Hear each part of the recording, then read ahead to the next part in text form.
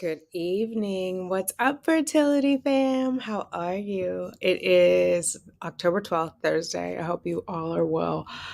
First off, if you can hear me, please drop a 1 in the chat if you can hear me. If you can't hear me, drop a 2 in the chat. And I wanted to talk tonight. I've been getting a lot of questions on Instagram in my DMs. I love it when you guys reach out to me if you're not following me over on Instagram. Thank you, Vicky. If you're not following me on Instagram, I'm over there at simply.tanika. And I also recently joined Threads, which is part of Meta's answer to X. Hey, Wearing Skirts Diary, Navalia and Williamson. Hello. Alfreda, how are you? What are you guys sipping on? I have Canada Dry, 0 sugar, ginger ale is what I'm sipping on. I wanted to come on and just talk about the messages that I've been getting and kind of go through some of it. I think it's easier when I talk through it. Of course, I answer you if you respond to me on Instagram, but here I'm able to fully explain or better explain than a couple quick words in a DM. Hey, Lydia. Good evening. How are you? So for those of you guys, because I know we have a few new people on the channel, subscribers, thank you for subscribing. For those of you guys who don't know the background, I was going through assisted reproductive technology to have a baby since 2017. And I started this channel in 2017, mainly because I didn't want to feel alone. And I also wanted to document. It's 8:00. Hey, Google, stop. Oh, no, it's not. I was going to go to a class. It's okay. Stop. Sorry about that, ladies. Oh my God, what was I saying? So I wanted to document it, why I started the YouTube channel. So I wanted to document that. Never in a million years that I think it would be 6 years until I was holding my take-home baby. One, just because I just really had no idea. I took things for granted.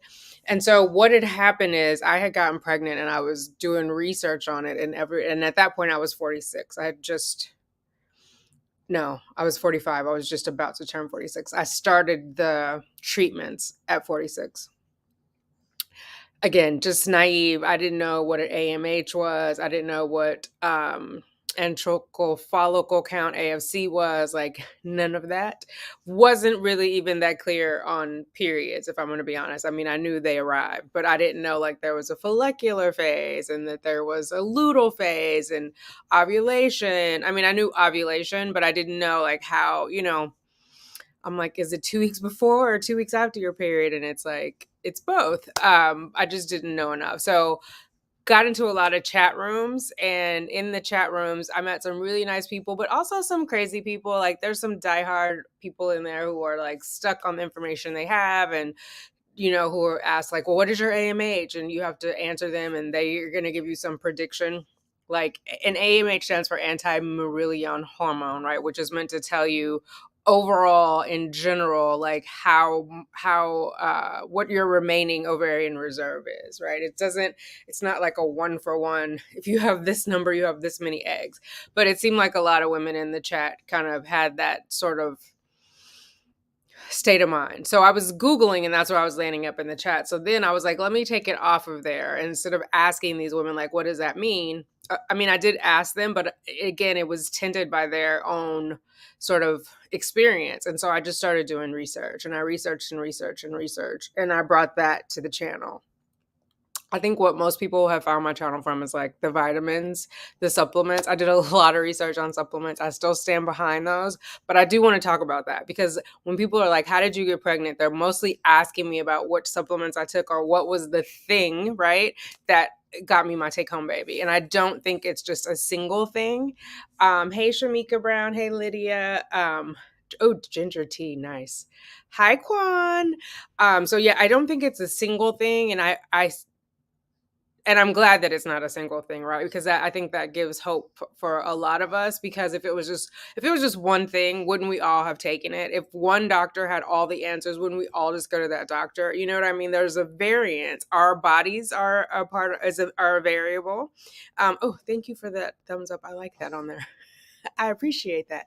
Our bodies are a variable, our age, like our specific genetics, all of that is a variable, right? The knowledge of our doctor is a variable.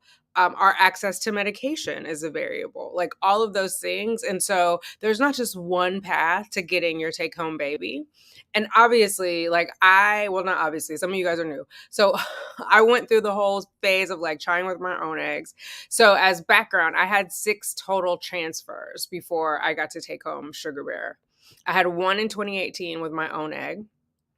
I did a retrieval, and then I did a 3-day transfer. So there was no freezing of that embryo, and there was no genetic testing of that embryo. Side note, I didn't genetic test any of my embryos, and I also did not do non-invasive prenatal testing. I did not test any of my children.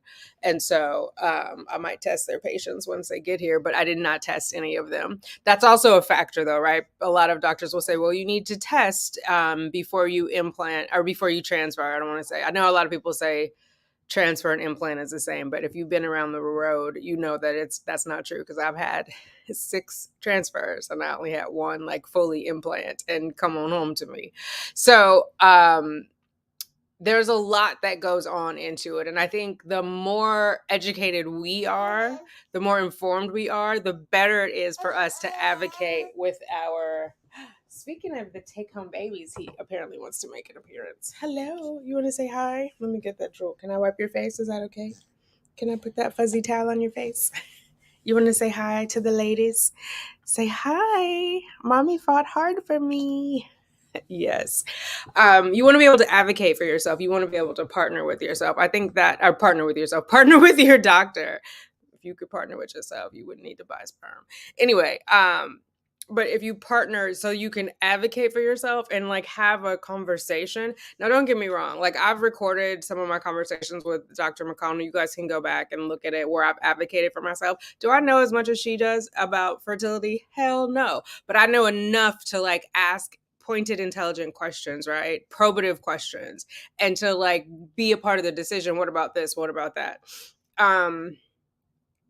In the beginning, I didn't know any of that. And in fact, I stayed with a doctor that that I shouldn't have because she wanted to do IUI.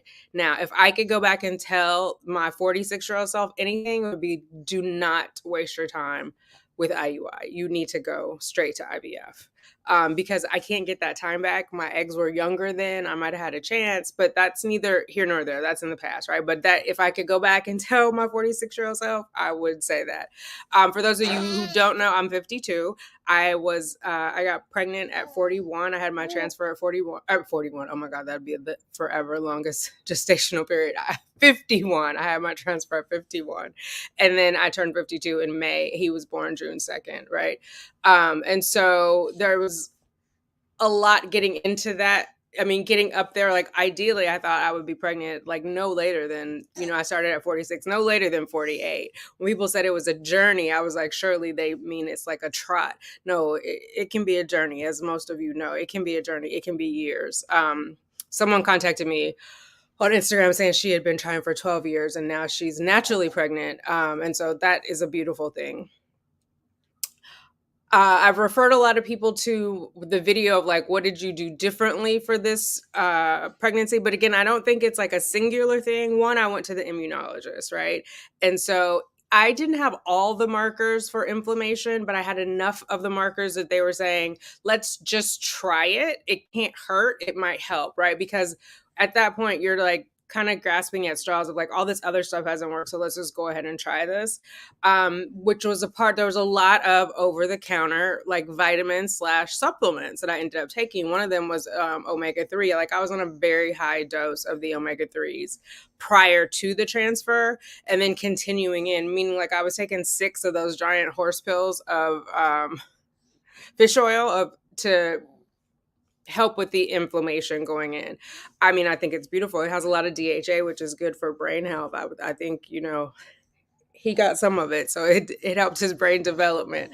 But there was a lot of that. I took calcium, vitamin D, the baby aspirin. Like everybody wanted me on the baby aspirin, meaning the RE, the immunologist, the reproductive immunologist, and the nephrologist. Because I have one kidney, I gave the other one away, so everybody was on board with that one. And then we did what was it, not cortisol, I can't remember what it is now. It's oh my god, I know I took it for my skin too. The name will come to me. If not, I'll put it in the description box after we're done with this video. But the supplements that I did take, I have them in my Amazon store I think it's under like, one is fertility supplements, and then the ones that I took after I was pregnant, I think they're in the general store. But so I had to continue those omegas up until, I want to say it was like 26 weeks. I continued taking them after that because I was just like, I don't want to change anything. Like the baby's on board. Let's keep everything going. But the doctor, the immunologist, reproductive immunologist, recommended that going over to the reproductive immunologist, going over to my MFM, I gave her all the paperwork that I had gotten from the reproductive immunologist, because at the very beginning of the pregnancy, I was still seeing the reproductive immunologist, and I just wanted to make sure we were all in concert, right? I didn't want to be doing something that the MFM didn't know about. And she was like, I don't know that you need all these high doses of this, and I took Plaquenil, hydroxychloroquine. She was like, but if you feel comfortable with it, just let's leave it. I mean, she knew I suffer from anxiety, so I think she just didn't want to rock the boat. But she wasn't like convinced like that was the end all be all. Again, because there's no one answer to like why transfer works versus why it doesn't work, right? I mean, we'll see when I go for my other transfer. I'm probably going to do exactly what we did for this transfer. Hopefully that all works, but there's no guarantee, right? So yeah, there's a lot that goes into it. I think even with doctors that I trusted, I also question them, not in a defensive way, but in an inquisitive way, right? Like inquiring minds want to know. Oh no. Hold on one second, ladies. Are you okay over there, sir? And I didn't. I just changed him because he was eating bananas earlier, and I did not put a bib on him when I changed him. Sorry, little one. You okay? Let me just turn him around so I can see him. Let me see, sir. Oh. Okay, there we go. He has a tooth coming in on the bottom, and so he's gnawing everything too. Side note for you guys who watched my vlogs or who watch on Becoming Tanika. I'm broadcasting right now on both of the channels, so on Simply Tanika and on Becoming Tanika. But he stopped taking his reflux med, and he's been pretty okay. That'll be in the upcoming update, his 4-month checkup video, but I'm excited about that. Alfreda, hi, Sylvia, Gemma. Thank you, Gemma. I appreciate you. Yeah. He does have a mohawk, Stephanie. He does have a mohawk. I style it that way. The other day, he styled it to the side. It was cute, too. But, yeah, I just put some little mousse on here, like baby mousse. And yes, it actually fits with his legal name that he have a mohawk. So we like it, don't we? And the rest of the hair has fallen in suit, because when I first started doing it, he did actually have hair on these sides. Now it's not there, but that's okay. Okay, what was I saying? In concert, making sure all the doctors are together in alignment. Not one thing, but so specifically for my cycle, it was the omega-3s. It was a hydroxychloroquine, which I'm sure you guys have heard of from COVID, which works on anti-inflammation. Originally it was suggested that I have IVIG. And so there was a nurse, which the insurance straight away was like, we'll cover the nurse to come to your house to do the transfusion. But there was no, or infusion, or I'm not sure if I'm using the right word, to put the medicine in my body intravenously. But then the medication didn't get approved. By the time it finally got approved, there was a busy spell at work. I work in television, so there was something that was happening in that world that was going on that would not permit me to have 2 to 3 hour infusions 3 times a week, just because I was at work. And so, or I was working late and then home and tired. So I ended up with taking the Plaquenil, which was fine. I had already started taking it just in anticipation of it, because you have to start it before you start the cycle. I think it was like 30 days before anyway. So, do I think that it helped? I don't know, but I had got my baby, so it worked for me. I just want people to be mindful of, like, when you're in chat rooms or talking to other people, asking them what worked for you, inquire about their whole sort of health history too, right? Because just because it worked for me, maybe you don't have an inflammation issue or a borderline inflammation issue, right? It was enough of, that's what I was saying before. It was enough for them to say, let's try it. Might hurt, can't help. Obviously, there are people who have clear indicators. And then I had elevated killer cells, but they were saying it's not necessarily enough. But we were like, let's just get rid of them. Let's have no killer cells. You know what I mean? And then we went through additional testing. Also, the reproductive immunologist, when they did the ultrasound, they saw the fibroid that was larger than what had last been seen by the RE, which I don't even remember when they had checked. But they also they suspected endometriosis. Definitely, I ended up with the adenomyosis, but I can't remember. I think they suspected endo, which you can't properly be diagnosed with endo until they remove your uterus, which obviously we weren't going to do that since I was trying to have a baby. But so those were things coming up. And so each set is really unique, specific to the woman that's going through it, or the couple if there's a male infertility issue, and can change over time, right? Because obviously I had my daughter without issue. Obviously, I mean, I was a lot younger, but you know what I mean? So it wasn't like, and I think that also, because I had 3 reproductive endocrinologists, I had one who would not do IVF with my own eggs when I started out. And then so I transferred to Columbia, which is where I had my first transfer. And then that one didn't work. So there was nothing wrong with what was going on at Columbia. There was another facility that specialized in AMA, advanced maternal age. So I went to that clinic to see, right, what they were going to offer. There was no magic potion. What ended up happening was he was like, we are going to have to test the egg before even though I wasn't a fan of testing, I was like, we got this far. Ultimately, it wasn't a magical formula. I feel like they dosed me too high, knowing I was only going to get one. It was just a frustrating process because I'm like, well, I ovulate 1 egg a week already. So I don't understand why I need all these meds, which we know deteriorates the quality of the egg. Why do I need all these meds? Just because we're taking out one, do you know? So we did that. The egg did not make it. It made it to blastocyst. It was a day 6 blast, and it arrested. So those were my 2 retrievals. And at that rate, that was in 2019. 2020, the pandemic came, but before the pandemic came, I left to California because my mom fell ill. She's fine now, but I was there and the world shut down while I was there. I left February 11th, and then the world shut down March 13th.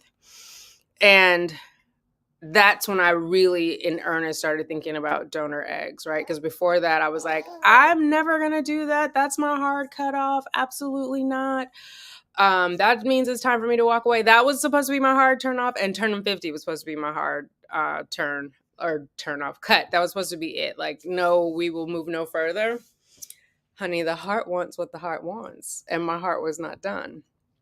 So in 2020, that's when I really started thinking about it. Luckily, I was on the West Coast, so I was with my family. I talked about it with my mom, talked through it. And she was like, well, that means the child won't be genetically related. And I was like, yeah. And she was like, no, first she was like, well, how does that work? And I explained like the process of the other woman having the retrieval. So at that point, I thought I was going to do a tandem cycle, meaning I would have an egg retrieval and somebody's out in the hallway, so the girls are going crazy. Sorry if you guys have dogs. I'm sure they're having a field day now. Oh no, what's the matter, honey? Yes. Yes. Do you want something to chew on? Or something to hold? Let me see. What about this? Liberty, can you contain yourself, please? You want to play with that one? Okay, we'll see. But yeah, so I thought I was going to cycle and have the donor cycle. And I was going to go back to the clinic where I loved the doctor, which was Dr. McConnell. So I got back to New York in the summer. I think it was July. And I had to, start all the tests over again. When you go to an RE or new RE, for those who haven't done it, you have a lot of tests to do when you go. So there are tests like obviously your blood work, checking your hormone levels, but then they want to do like a saline sono, look for any malformations within your uterus, right? Because it's going to be either the embryo or the uterus, why it fails. One of those two things, or both of those in unison are not working right. And so I started all the testing. We were not ready until like November. And at that point, because honestly, so my health insurance covered the donor retrieval. However, there's a fee that goes to the donor that they don't cover, right? So that was my responsibility. A fee that goes to the donor and then the administrative cost. So that ended up being $20,000. Luckily, at that time, my credit was 800 something, my credit score. So I got a credit card from my credit union and I put it on the card. Did I have the money? I did not. I put it on the card, which eventually last year I was not keeping up with the payments because I literally went, well, not literally. I'd spent all my money. I'm not going to say I went broke, but I was, in the red, as they say. And so I ended up having to like refinance that into a loan so I could cap the payments. I didn't need to use the card anymore at that point. But so then I decided it doesn't make sense for both of us to do it. Like I'm going to have to pay meds 2 times. I'm going to have to pay for the anesthesiologist twice. So let's just have the donor. And then it's December. The clinic is closed. Like they shut down for part of December. So we had to wait for her to have her period in January. She cycled in.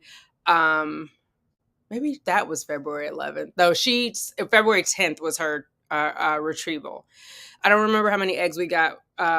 We ended up with 10 viable embryos at that point. And I remember Uniquely Ursi was also going through it at the same time because we were like conferring. I can't remember if we were exactly at the same time or a little bit ahead or a little bit behind, but we were conferring about like how the things were processing. And me being me, I was like, I'm calling. So how many, like, as it's going on, so like how many follicles and what are the size? And the nurse was like, no, ma'am. No, ma'am. We're not going to do this. You're not cycling. Ooh. Oh, you guys can't see that. That one. Did I squeeze your tummy too tight every time I pick you up? I'm sorry, baby. I'm sorry. Okay. That'll show me, huh? That'll show me. Say, Mom, don't squeeze my belly. You pushing up my bananas. Yeah, so this is not your cycle. I'm going to tell you the end results. Let's focus on the end results. So I knew how many were retrieved. I knew, and honestly, that was probably the best thing for me, especially with my anxiety. Like, what does it matter what's on the right follicle or on the, on the right ovary or the left ovary? In the end, it's like, how many are coming out? It's different when it's your own body. I don't know. I don't even know if you really need to know it when it's your own body because you can't change it. You just keep taking the meds. So the best thing the nurse ever did was like, we're not doing that. So I can't remember. I have it in a notebook somewhere, but point is we ended up with 10. And then everybody was like, "Oh my God, what are you gonna do with the extra?" and blah blah blah. And I'm like, "We don't have a baby yet, so let's cool our jets." Meanwhile, used up 5 of those embryos to get to 1 baby. I have 5 left. So, if the odds end up being the same, I'll have 2 children from that batch. But that was did the first transfer with that, had a positive pregnancy test at home. By the time I got to beta day, my HCG was 1. So that was a big letdown, like emotionally, financially, physically. I'm like, what have I done? I spent all this money on this. Is this going to work? Because everybody was like, oh, once you have a donor egg for sure, you'll get your baby and la la la la. So now that didn't work, right? So I had, I don't know if I mentioned, the 2018 transfer that I had 3-day, it did implant, it grew. It ended up what do they say? HCG was not rising appropriately, so it wasn't a viable pregnancy. I held it for as long as I could. I did not take medicine to end it, but eventually I think I cut off my progesterone. I don't remember now, honestly. I want to say yes. Something else happened, and then I know. I think it dropped. I didn't record that part of it. I think the HCG dropped, and then I stopped the progesterone because that was obviously it wasn't going to make it. So, so after the first one, so it was like, okay, now what do we do? So at that point, we did the receptivity test, right? The endometrium receptivity array. And where they biopsy. So you go through a whole, like a cycle, a mock cycle. You take all the meds, take the progesterone, and then they snip a little bit of your uterus and send it off to a lab.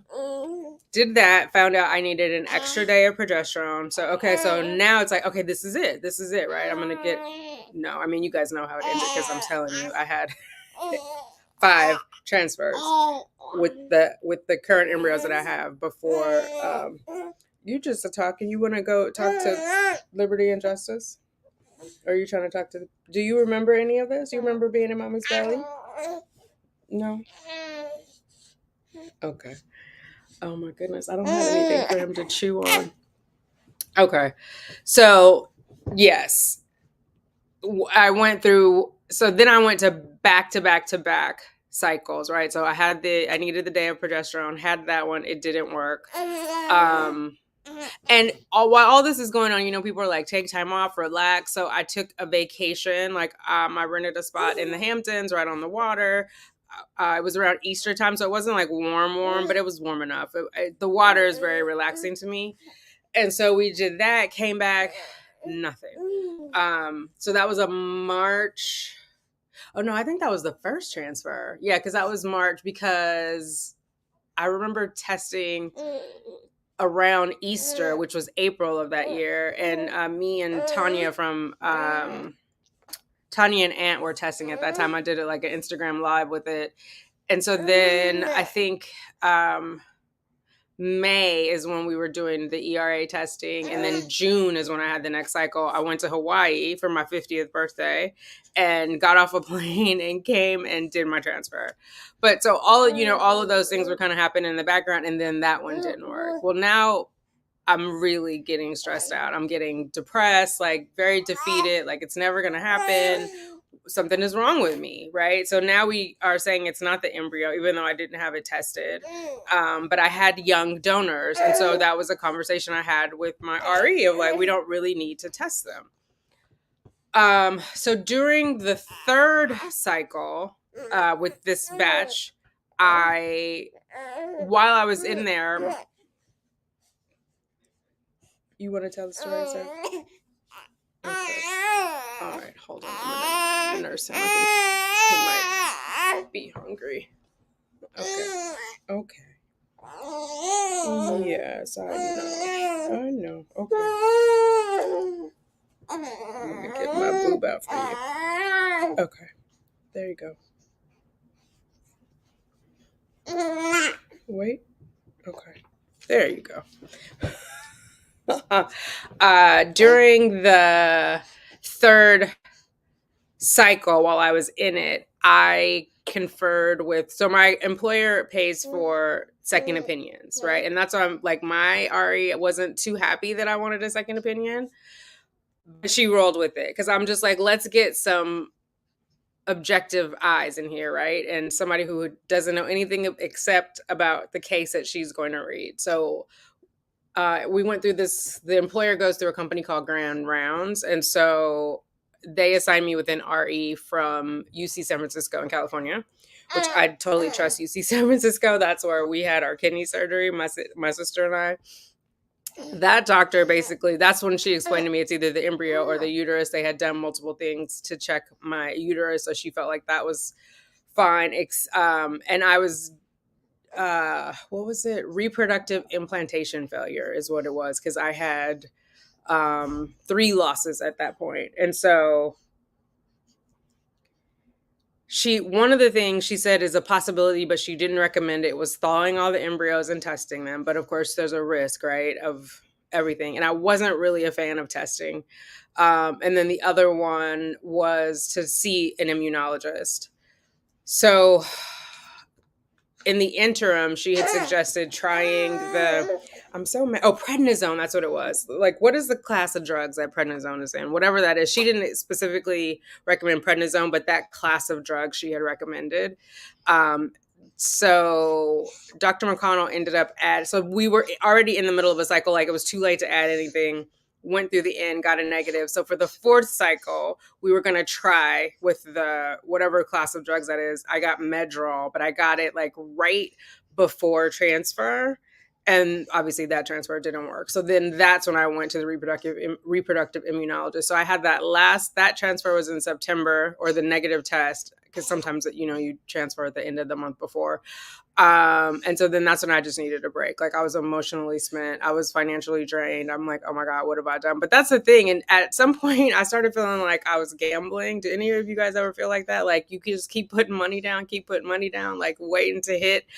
And so, that is the chance that you take, though, because there's no guarantees. There's no cycle that is 100% guaranteed. And then, of course, I have the channel. People were feeling bad. I think some people were like, girl, just give it up. I mean, they didn't say that, but they were. Well, some people did. Some people started a whole Reddit post about it, child. But the positive people, the people who were trying to help me find a solution or worried about my mental health,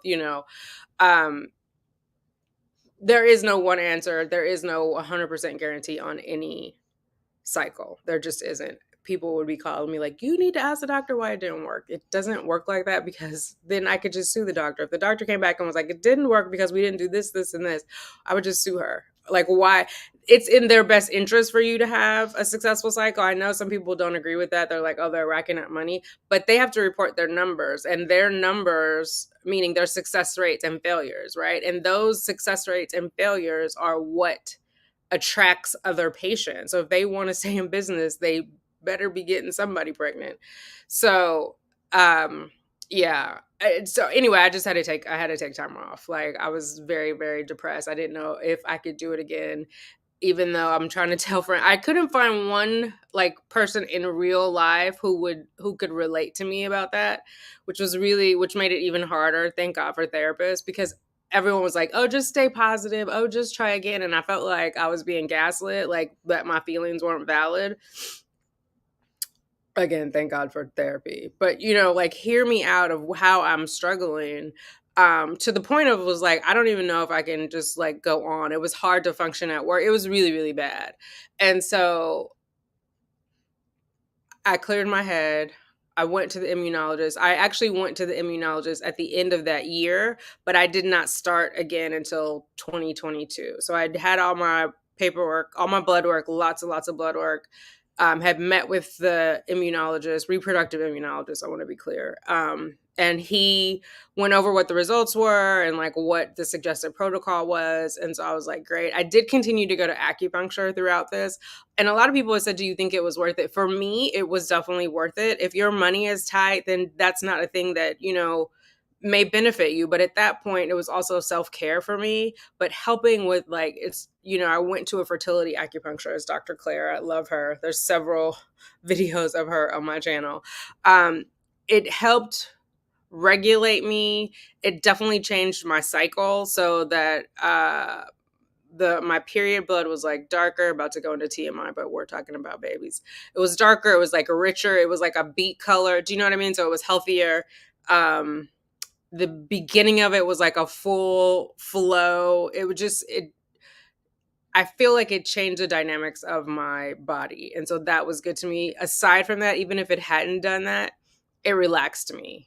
It was just like I could go there if I was like having a stressful week. And there was a point where I was going every single week.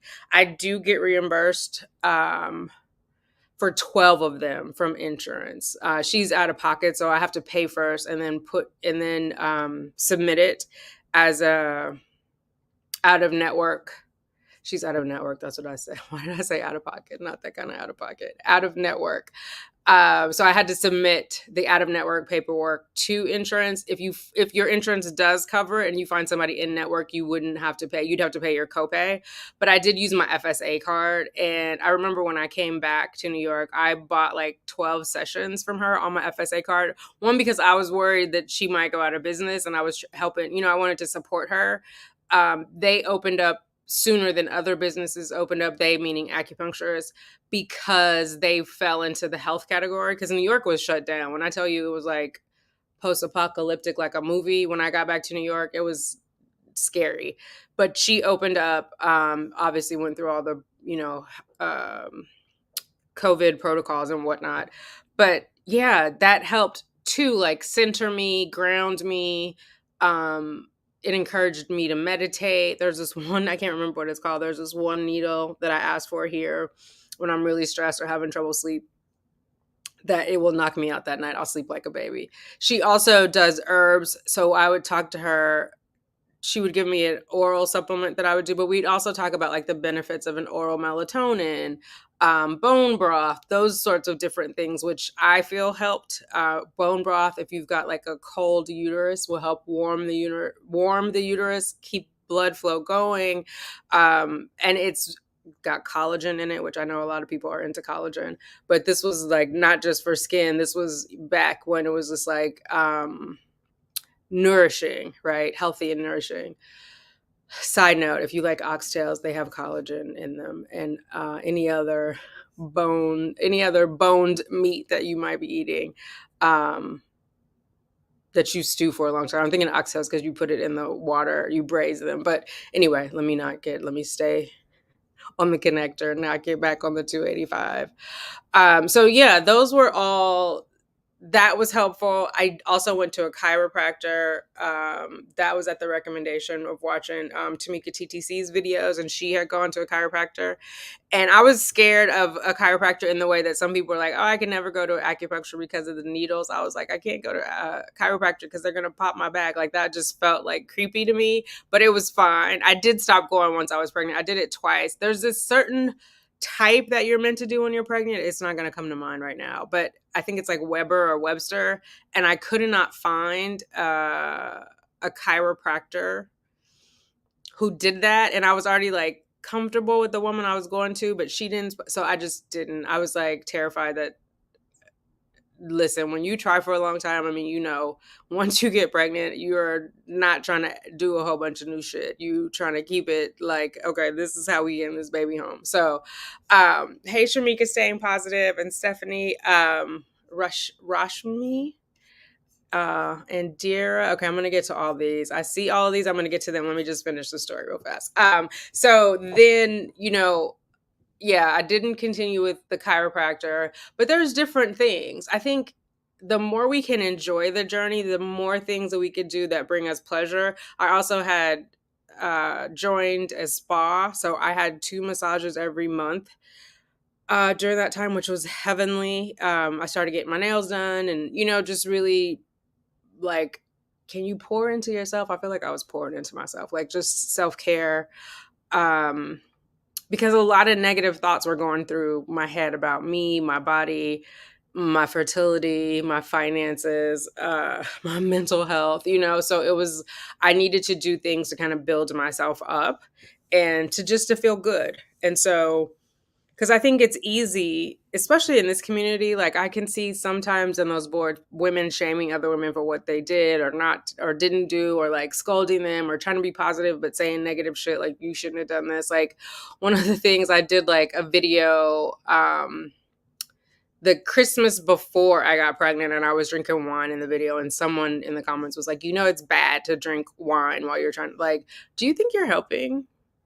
I mean, like, seriously, do you think you're helping? But they just needed to go in and, point out to me that I was doing something wrong, which is always helpful, right? Not. So, yeah, it just is like whatever brings you mental clarity is helpful. Like, there's no prescription for that, although I do take Zoloft. There's no prescription for mental clarity, but do what it is to, like, keep yourself sane and happy as you pursue this, right? And no, there is no end all be all answer of like, yes, this will definitively get you pregnant. At the end of the day, God has the last word.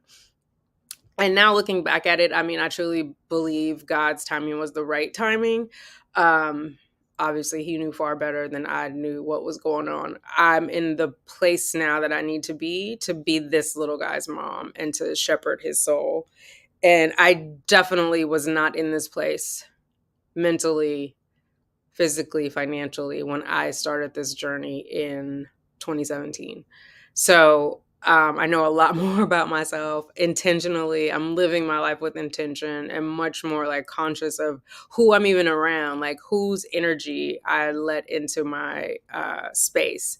And so just all of those little things I think have helped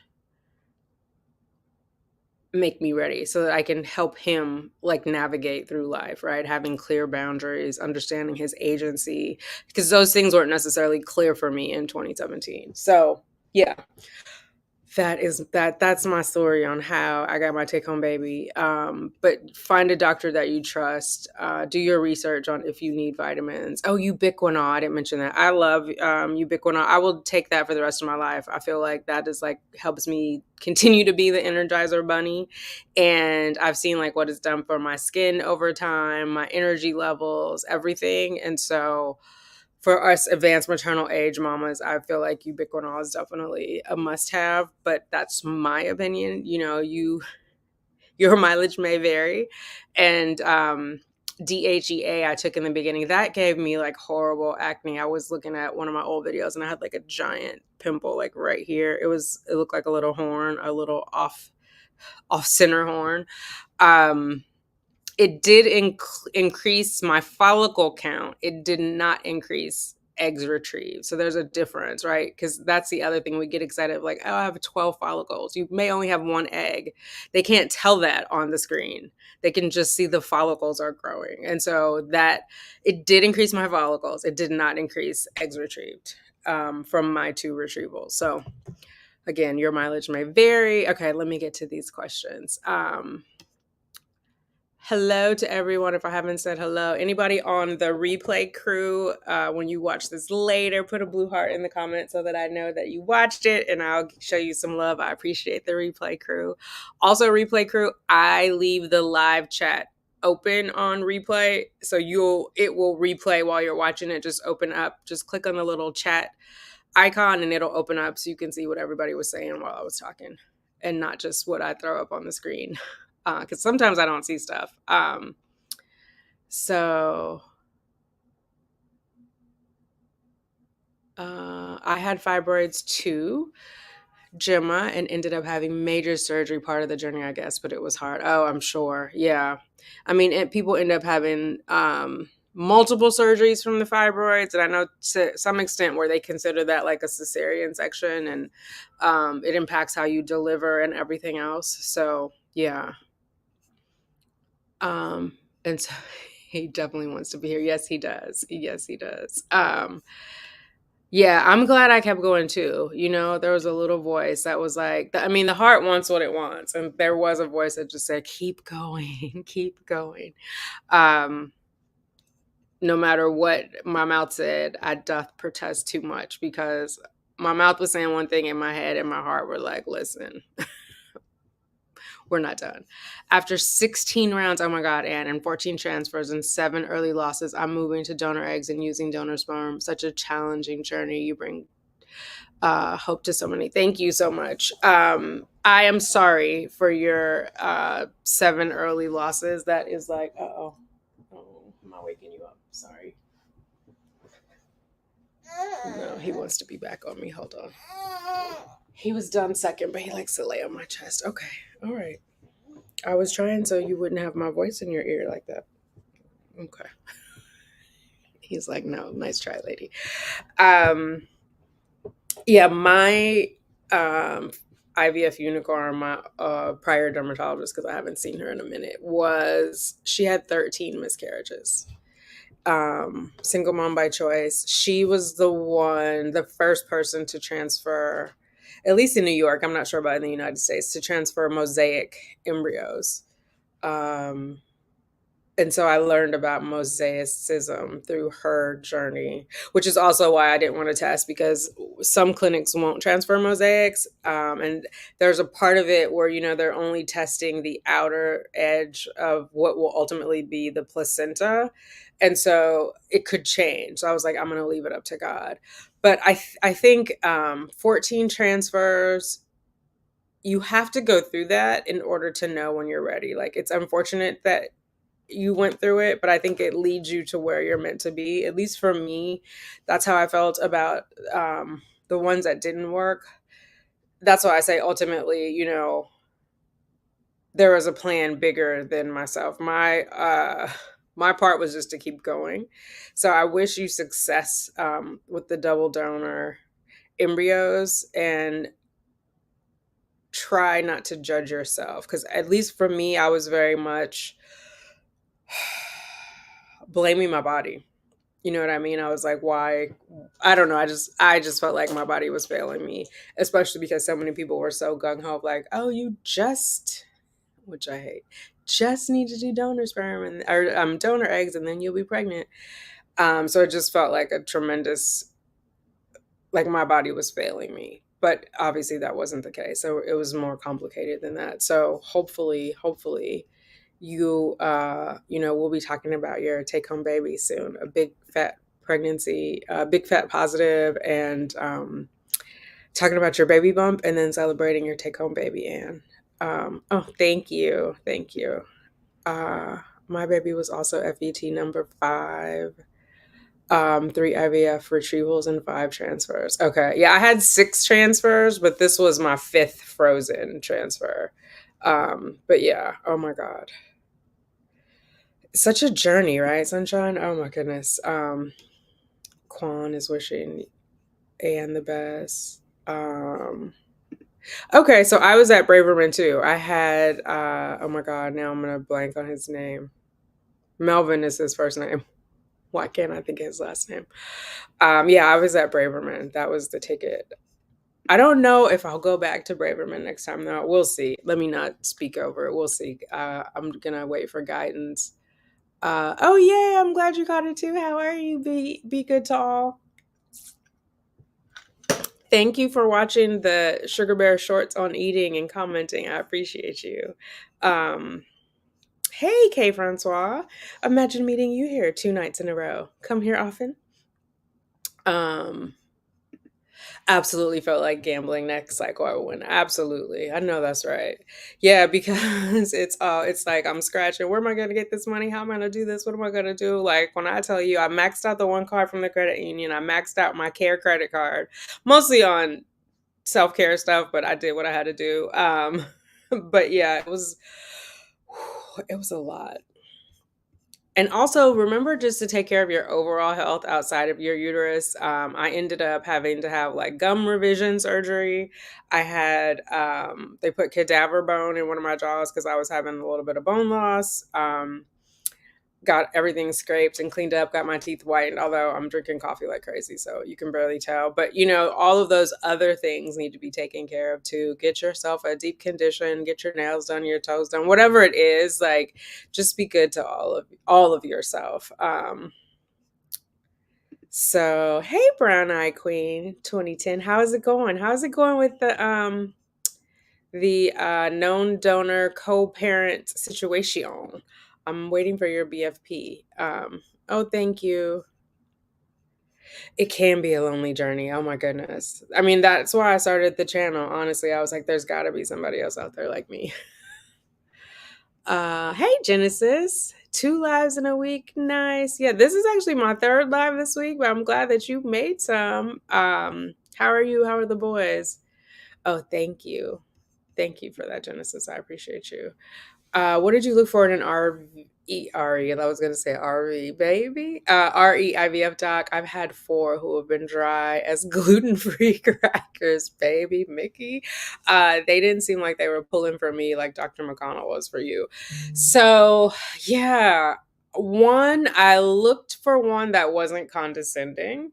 I know that sounds crazy, but my first doctor, I mean, the first one I was nervous and new and just really didn't know what to expect, but she was like sizing me up.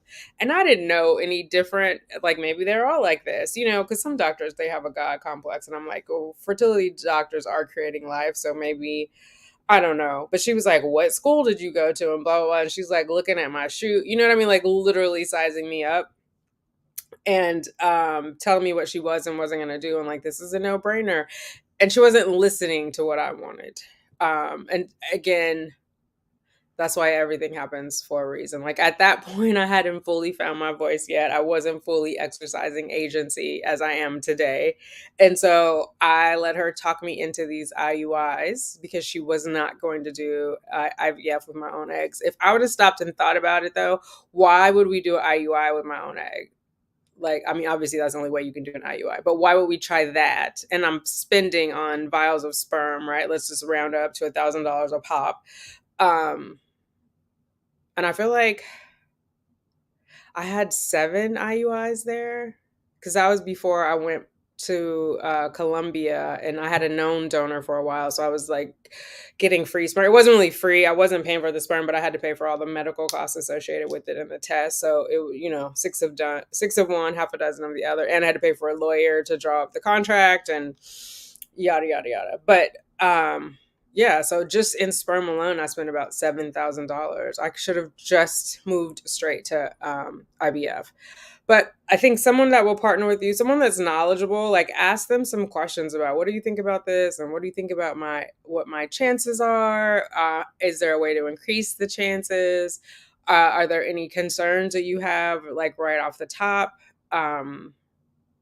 But if a doctor also starts giving you recommendations before they've ever scanned you, looked at your uterus, been close enough to smell your breath, I would run. Because that was the thing. She was recommending donor eggs on that first visit, and she hadn't even done my ultrasound yet, just purely on my age alone. And to the point of like, she was like, I will never do IVF for you with your own eggs.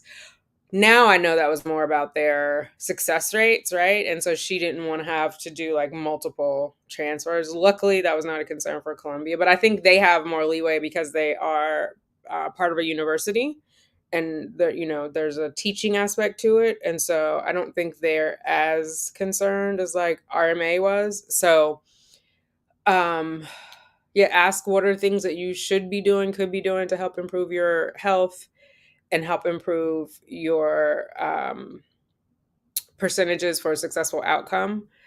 And niceness, find a nice doctor too. Like Dr. McConnell would call me on a Saturday, which I just thought was so lovely because I'm sure she could have been doing a million other things. And maybe that was her Saturday to be at the clinic. I don't know. I don't care. No other doctor in the history of my life has called me on a Saturday to give me updates. And so I greatly appreciated that. I greatly appreciated that she was nice.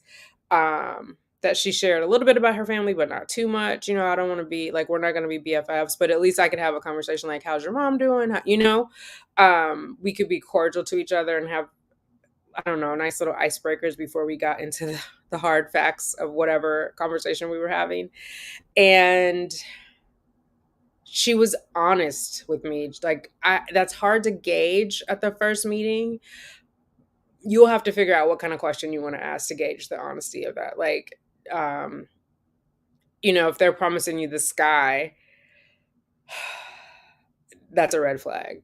Just in general, at least in my line of work, you under promise, over deliver. So I look for that from a doctor as well, like under promise, over deliver. Don't be your own hype man. Of course, you want them to be confident and positive, like, right? You don't want to go into a doctor who's like, you'll never get pregnant. Like, that doesn't seem smart. But also, who tells you like the pros and the cons of like, here's what can happen and what can't happen.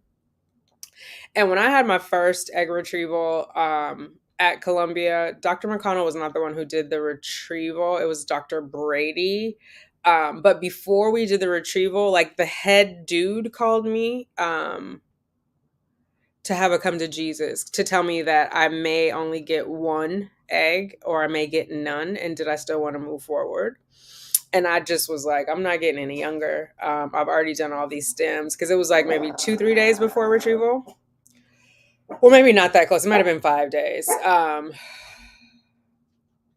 might have been the week before because I had my retrieval like the day after Thanksgiving. It might have been the Friday before, but so the whole clinic was. That's what I also liked about that environment, like the teaching environment. They would say, and maybe all the clinics do this.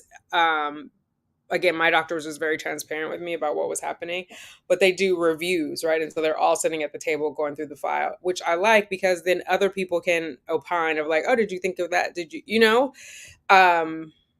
Yeah, honest, likable, knowledgeable, because you figure some of them, like the majority of the doctors are going to come through with like a baseline of knowledge. They've probably gone to the same or similar schools, and especially if you're in a big city, just because it's competitive here. If they haven't gone to a big school, they would go right or wrong to like a smaller town to be a reproductive endocrinologist, RE. Oh God. I don't know. Those of you guys chime in the chat. Who else has had an RE? Like, what did you look for? What was kind of a deal breaker for you? And the one thing I didn't like about the first doctor, when you first hear about donor eggs, I feel like that needs to be a gentler conversation. She was so blunt with me of like, you just have to do, you know what I mean? And like, it would have been better if she would have said something like, you'll become a parent, but it won't be in the way that you thought you were, right? No little girl growing up is like, oh, I want to have a donor egg baby. Like, it's not something we even think of. And so I just think you have to have like that hard conversation in a gentle way and sugarcoat it a little bit. Like, I get you're a doctor, but damn girl, can I get some lubricant before you slide up in me like that? Anyway, that's what. Yeah, but some of them can be dry. So I do look for personality. All three of my doctors were personality plus. They were. Now, was it a good personality? Not all of them, but yeah, they definitely. Because I'm a little bit off, so I need a doctor to be a little bit off because I'm going to ask you some questions and I need you to not be offended. Like that's just period, point blank. I did the naked fertility dance. I don't even know what that is. Is there a video on it on your channel, ma'am? Before transferring and during pregnancy. Formula wine, colored wig, and loud music, naked in the dark. It felt good. I love it. Oh my God. Like Formula One, like with formula or like Formula One, the racing. I'm scared. I don't even know if I should ask. What brand of ubiquinol did I use? There's so many options to choose from. I'm getting information. Oh my God. So I don't think I put that in my Amazon store. I don't even think I still have a bottle. I have to look it up. I'll put it in the description box after this one, Mizzy. I can see the bottle clear as day. Actually, let me see if I can look on Amazon. I think I can because if I look in my prior orders right quick. And then I'll show you. And I did specifically ubiquinol and not the ubiquinone because of the bioavailability of it. I'm going to show you just so you see I'm not lying. Like I'm a faithful, not that you would think I'm lying, but just I'm going to show you how faithful I am to this product. So share screen and my orders. So can you guys see that? Where'd you go? Here you go. Okay, you guys see my screen, right? So let me, these are my orders. You can see Tanika, and then I searched for my orders. You see where it says 23 orders there? I'm gonna scroll through these. Hold on. Um, when I say I'm faithful, and these, I don't know why they're not in order, but that's 2021, 21, 20, 2019, 2019, 2019, 2019, 2019, 2019, 2018. This was a different, was it? Or they changed their label, I want to say. Maybe not. But I always went for the 300 milligrams, and you see how it has enhanced bioactivity of CoQ10. So if you get just the CoQ10, not just the CoQ10, if you get CoQ10 or coenzyme Q10, that is ubiquinone. But you see here where it says enhanced absorption formula coenzyme Q10 as Canica ubiquinol or Canica. This is what you look for on the label, even if you don't get this one. Here I was down to like 100 milligrams. But in general, I try to stay around the 300 mark. 2017, 2017, 2017. Like, I've been faithful to ubiquinol.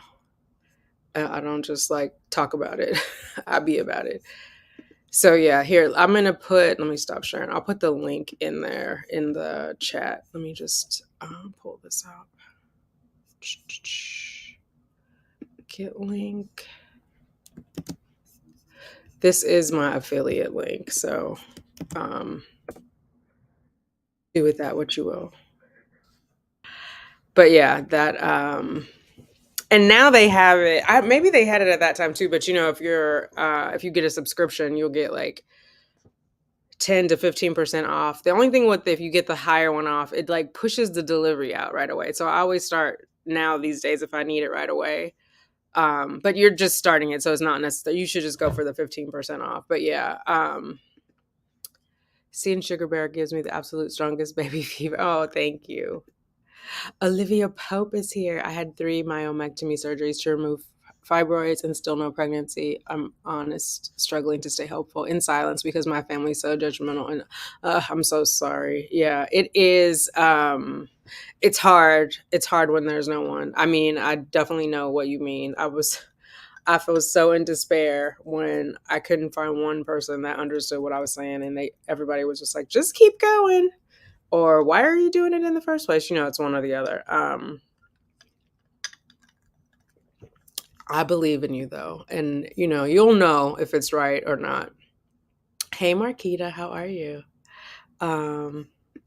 Thank you, Kay Francois. It was hard. I think mainly because of how it was. You don't want to stay asleep? No. Okay. How it was initially presented to me. It was like that old episode of Cosby, for those of you who are old enough to have watched Cosby, versus putting a steak on a top of a trash can lid. That's how it was presented to me. And then also I just had a lot of questions of mainly around what I feel connected to the child. And I had that up until I met him. And then, you know, I had done a lot of research with bonding, and I knew having a lot of skin to skin was going to be important. But now it's seamless to me. Like, this is my son. There's no doubt in my mind. In the beginning, it was, you know, because I started off looking for my own donor, like through the different sites, through my company or through my insurance, through my company's insurance, however you want to say that. I had to use fresh eggs. I could not use frozen, right? Well, I could have if I paid for it. Let me say it like that.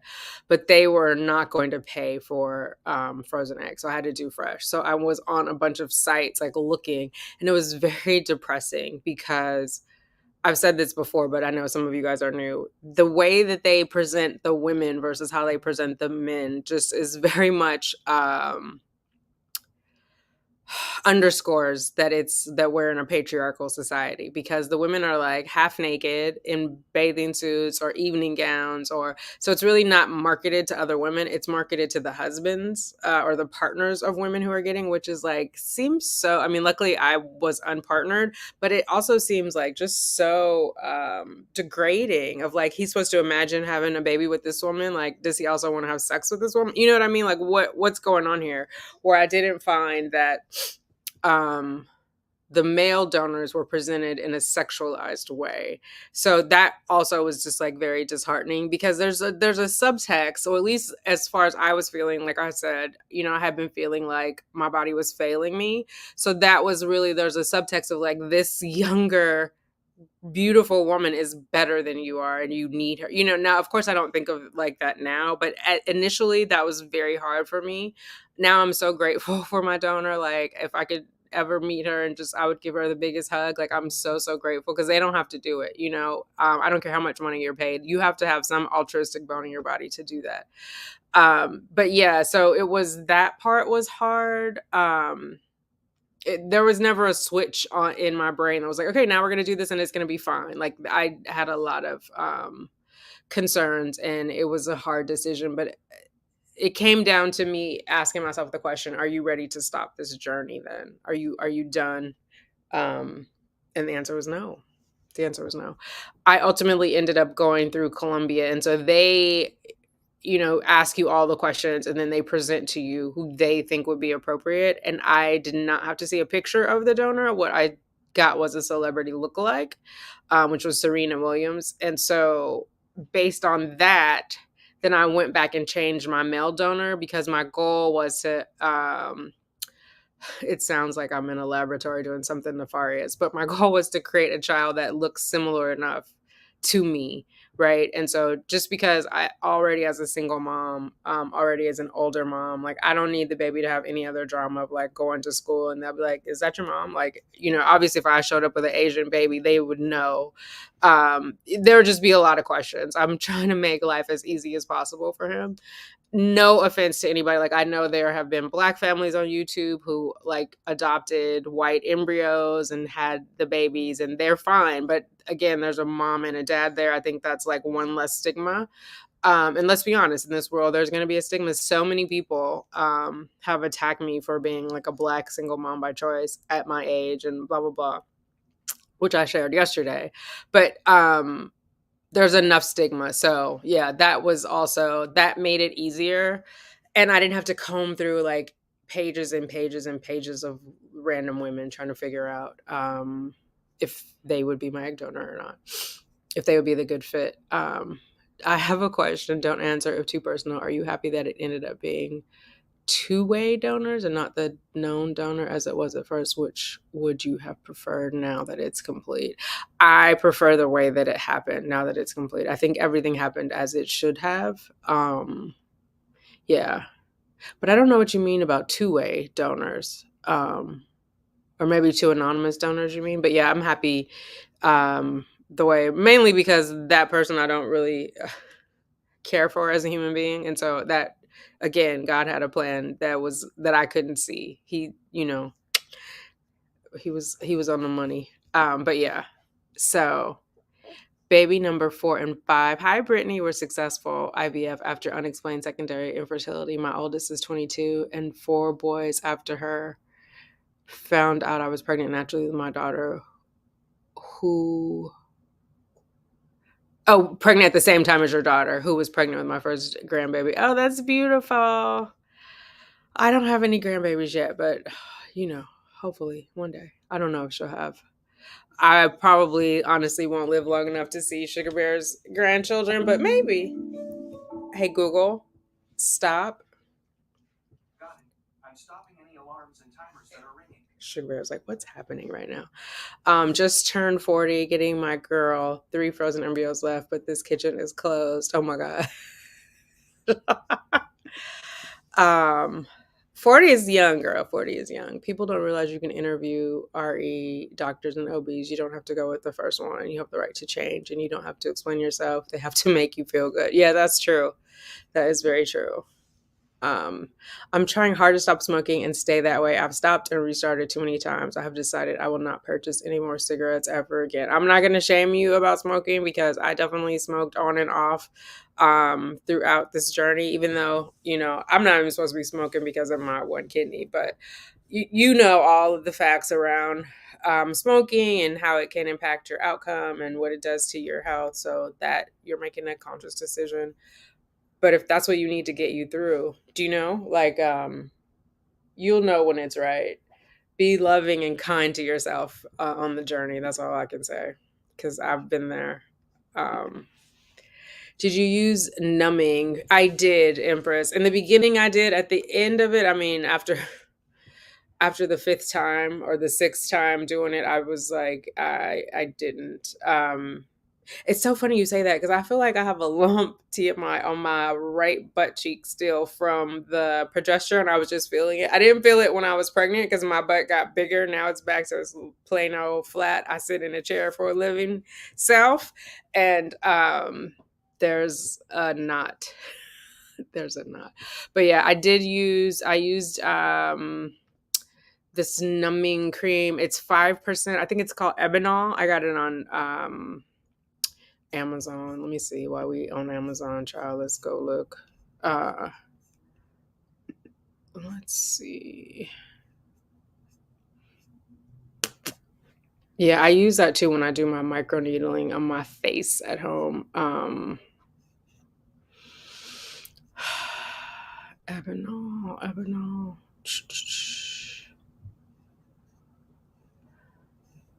Oh my god. Okay. Orders. Is it EBANOL? No, that's not it. Let me just look up lidocaine.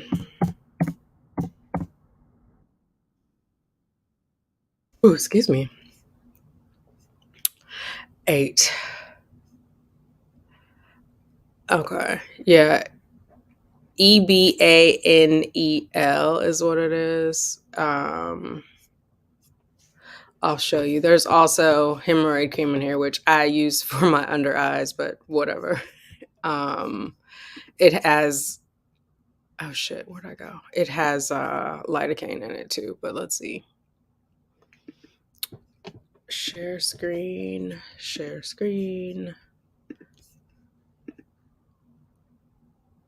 Is it sharing? Okay, this little guy right here, Ebenol 5%. So I had that, and then I had this spray on as well. This one, I don't know. It gets a little messy. I did use it on occasion, but the cream is easier to like put on with the Q-tip. This is the one I first started out with. It's only 4%.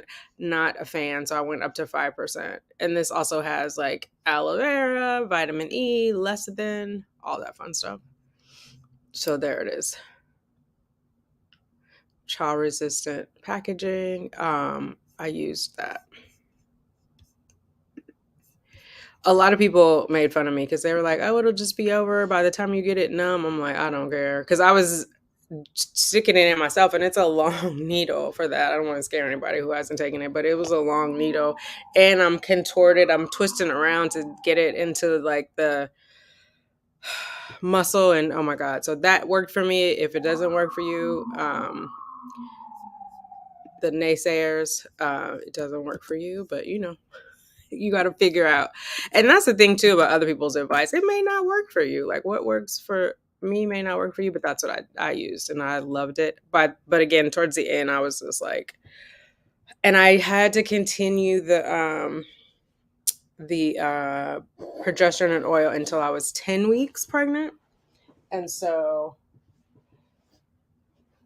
okay. And because I'm me and I put everything out on the internet, a lot of people are like, oh, you shouldn't stop at 10. I remember somebody from the UK was like, check with your doctor because I don't think you're supposed to stop till you're 12. Meanwhile, that's what my doctor said. But secondly, what would I look like going into my REs? And somebody on the internet told me to check with you to make sure you were right about the 10 weeks. Like, that's not a conversation I'm going to have. So, yeah. The journey can be so long. So having a good doctor you have a good relationship with based on trust and honesty is important. Your team of doctors and nurses and embryologists become like family. Yes. I never actually talked to my embryologist. But yeah, I know some people are like really close with them. That's where the magic happens. Oh, I'm just highlighting my own thing. Hey Cynthia. You're welcome. Thank you, Rose. Yes, I think he does too. Thank you. I know when I said it before he was born, people were like, what? But I had a plan. Um, yes, I did. Didn't I have a plan? Huh? I did.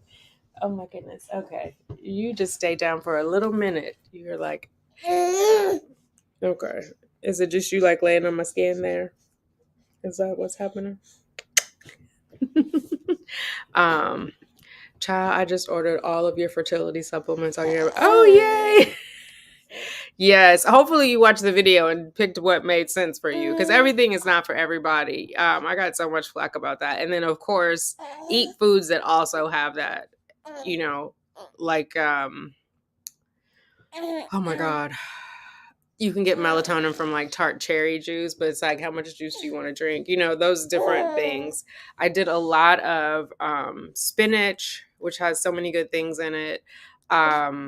Yeah, just some of those, like, you just haven't been taking them or haven't been eating things, so it helps like set a good foundation. I definitely feel more spry, and I'm like, what, 6 years older now than I did when I started, so I stand behind all of those supplements.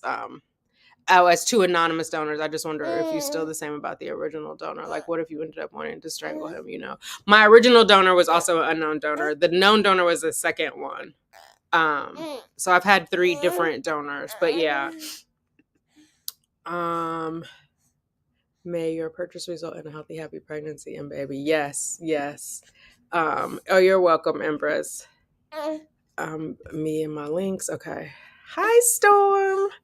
Good seeing you again, or good to be seen, I guess. Hello, Shauna. She's saying, what's up to the fertility fam? Yes. So, yeah, that was it. I just wanted to come on and if you guys have any other questions, I'm not going anywhere, but I wanted to put that all out there because a lot of people have been reaching out to me of like, what did you do? How did you get your take on baby? Like, what was the difference?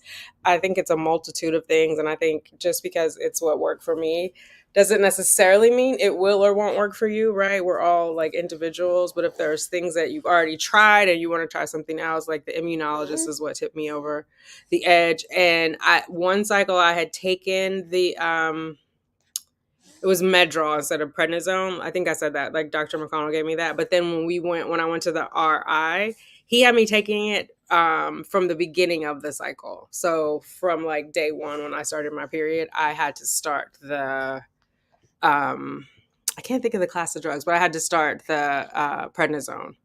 And I was on a high dose at first. If you go back and look at my videos, when I first got pregnant, my face was so big from the prednisone. After I stopped taking it, my face went down. Everybody thought it was a pregnancy specific, but it was the prednisone. And I did not have a lot of bloating from the progesterone, which everyone's like, oh, your belly is like, I didn't have a belly. I don't know what people were talking about. I'm like, oh my God. Like I had a little bit of like a poof. And they were like, oh, didn't you have that before? No, like get off the channel with this, the fuckery. Sorry, baby. Like, but yeah. So my protocol for Sugar Bear was I had to do the what's the matter? Okay, you want to lay on my chest again? I'm gonna have to take my shirt off though my jacket because I'm getting warm with you on me. Okay? I know. I'll move fast. Okay. Oh. Okay, come on. Okay. How's that? Is that better? Okay. He wants his boob. Hold on. Okay.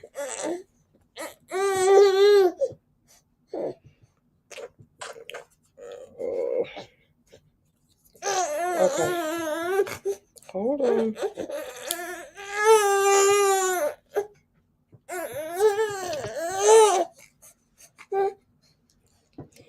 that better?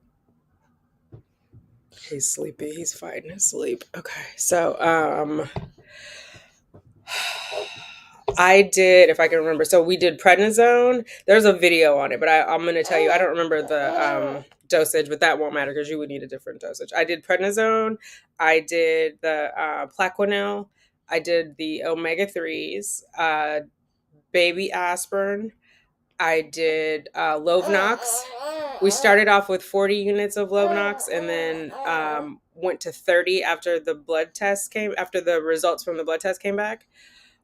Which my MFM asked me about that when she looked at the paperwork. She was like, "Why they give you 30? They usually give people 40." I said, "I started off with 40 and then it went down based on my how my body responded to that." I did Lupron.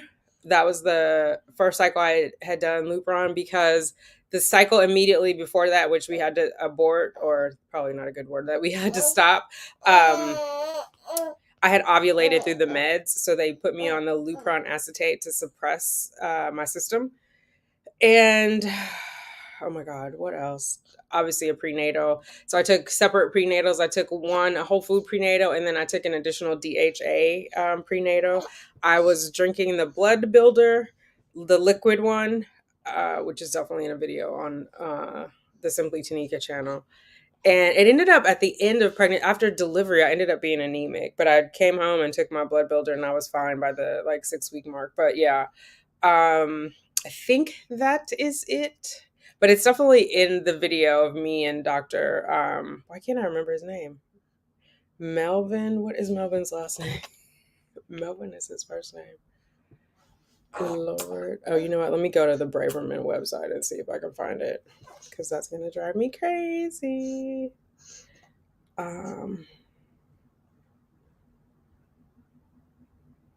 Thornton. Melvin Thornton.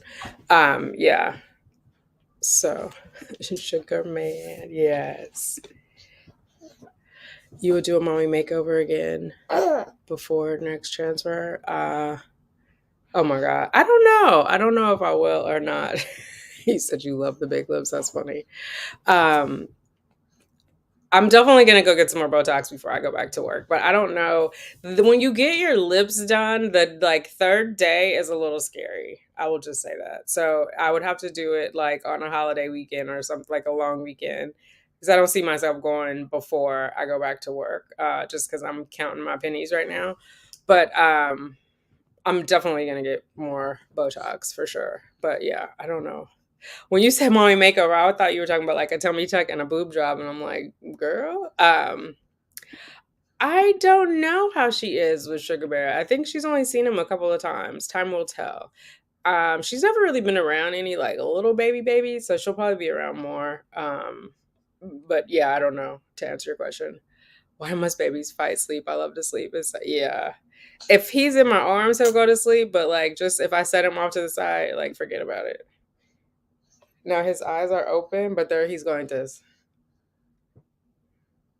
And when I moved him over there, he had stopped sucking. So I was like, okay, his eyes are closed. He's not moving. He's not sucking. And then now he wants to be over here. He knows I can't put him down while he's sucking. He's like, Hey, Lonnie, how are you? Good evening. Hey, Shar, how are you doing? I loved all the stages of the lips. The bigger stage was my favorite. Oh my God. Yeah. I don't think I showed the day 3 ones. Maybe I did. Maybe I did do a video on that, but yeah, we'll see. We'll see.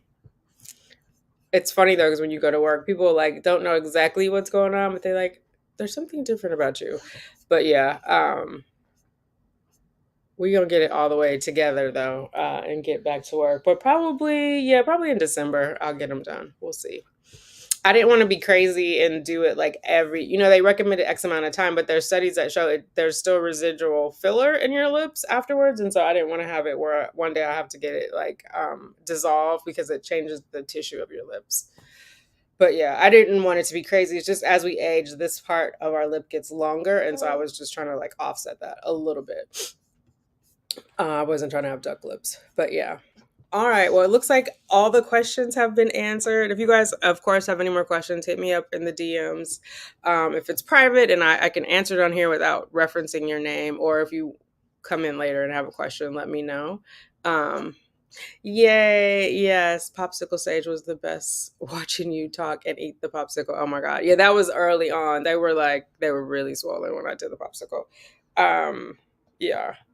But it's been yeah, we'll see. We'll see. All my money is going to him right now, and I need to get him like school clothes and all that fun stuff because all the pants he had, he's outgrown them, and he's chugging along. He's chugging along. I weighed him today. He's a nice size. I won't tell you because it's going to be in a video. You got to watch that video. But yeah, yeah.